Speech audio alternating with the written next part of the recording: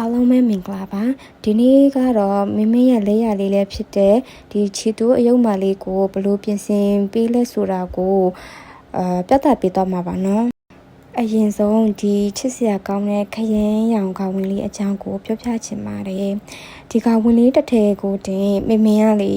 50 gram တစ်လုံးလုံးကုန်လေးမယ်လို့တကယ်ကိုမထင်ထားတာပါအဲ့လက်ရလေးကလေးစိတ်စိတ်လေးနဲ့တခြားလေးကိုထိုးပေးထားပါတယ်ပြီးတော့စပင်လေးပေါ့နော်ဒီစပင်ဆိုရင်အလှိုင်းအတုံနဲ့တုံနေနဲ့အရှည်ကြီးကိုထိုးပေးထားရတာပေါ့နော်သူ့ဆိုရင်100 gram ကြော်ကြော်တောင်ကုန်တယ်ဒီစပင်လေးတစ်ခုကို100 gram ကြော်ကြော်တာကုန်တယ်မမေကတခြားလေးထိုးပေးထားပါတယ်ပြီးတော့ဒီဖနက်လေးတွေပေါ့နော်ဖနက်ကလေးတွေကလည်းဒီဇိုင်းကသူများနဲ့မတူဆက်ဆန်းလေးအားလေးကိုလည်းထိုးပေးထားပါတယ်ကဲနောက်ဆုံးမှာတော့မမေရဲ့ချီထိုးအယုတ်လေးကလုံးဝကိုပြည့်စုံသွားပါပြီဒီလိုလေးရမျိုးကိုအချိန်ပေးပြီးဖန်တီးရတဲ့အတွက်မမေကတော့တကယ်ကိုပျော်ခဲ့ရပါတယ်